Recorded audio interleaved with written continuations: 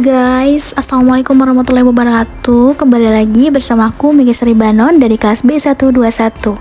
Oke teman-teman, di sini aku bakalan membahas tentang mata kuliah tata kelola perusahaan dan tanggung jawab sosial. Mohon maaf di situnya ada yang kelewat perusahaannya, tapi di sini aku bakalan membahas mengenai komite audit.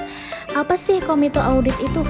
Baik teman-teman, mari simak apa sih komite audit itu, yaitu perpanjangan tangan Dewan Komisaris yang bertugas untuk membantu menguasai proses pelaporan keuangan atau pengendalian internal dan audit internal.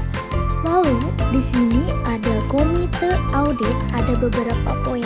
Yang pertama yaitu organisasi, yang kedua itu persyaratan, yang ketiga tugas dan tanggung jawab komite audit, yang keempat ada wewenang, yang kelima ada wajib, dan yang keenam yaitu pelaporan komite audit. Komite audit dalam struktur yaitu ada RUEPS dibagi menjadi dua bagian, yaitu Dewan Komisaris dan Direksi. Dapat kita lihat yaitu ada Dewan Komisionis yaitu Komite Audit dan Akuntansi Publik. Lalu ada direksi menuju ke sekre perusahaan audit. Lalu audit internal, ada manajemen resiko, dan ada kepatuhan atau legal, lalu etika dan akuntansi.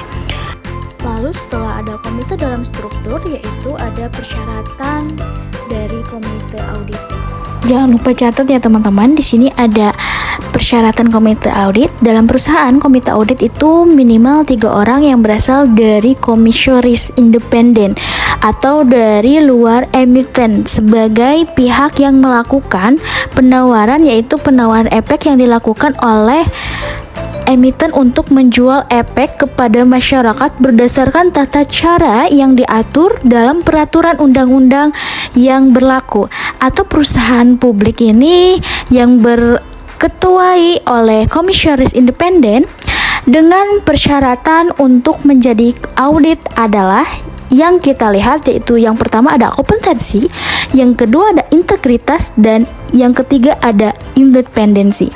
Setelah persyaratan yang tentunya kita harus mengetahui tugas dan tanggung jawab komite audit.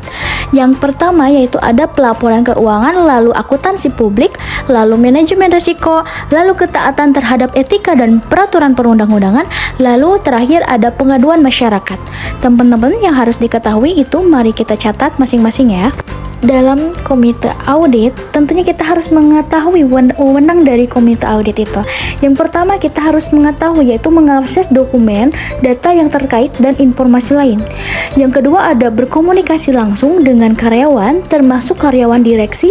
Yang ketiga ada melibatkan independen pihak luar komite jika diperlukan. Yang keempat yaitu melakukan kewenangan lain yang diberikan oleh Dewan Komisaris. Tentunya komite audit juga mempunyai kewajiban yang dimana kita harus menjaga kerahasiaan dokumen, data, dan informasi emiten atau perusahaan publik. Yang kedua membuat laporan tentang pekerjaan yang dilakukan. Yang ketiga yaitu meningkatkan kompetensi secara terus-menerus melalui pendidikan latihan, dan yang keempat yaitu mematuhi kode etik komite audit yang ditetapkan oleh perusahaan. Lalu setelah kewajiban komite ada pelaporan komite. Yang pertama ada pelaporan kepada Dewan Komisaris, yang kedua ada pelaporan kepada perusahaan publik. Yang terpenting adalah kesimpulan yang diperoleh serta rekomendasi yang diberikan selama melakukan pekerjaannya adalah pokok penting yang dilaporkan, yaitu laporan hasil audit yang disampaikan melalui laporan tahunan yang merupakan laporan penting tentang tata kelola perusahaan. Saya rasa cukup materi yang kita bahas mengenai komite audit. Dicukupkan, terima kasih untuk waktunya yang telah menonton. Thanks for watching. Wassalamualaikum warahmatullahi wabarakatuh.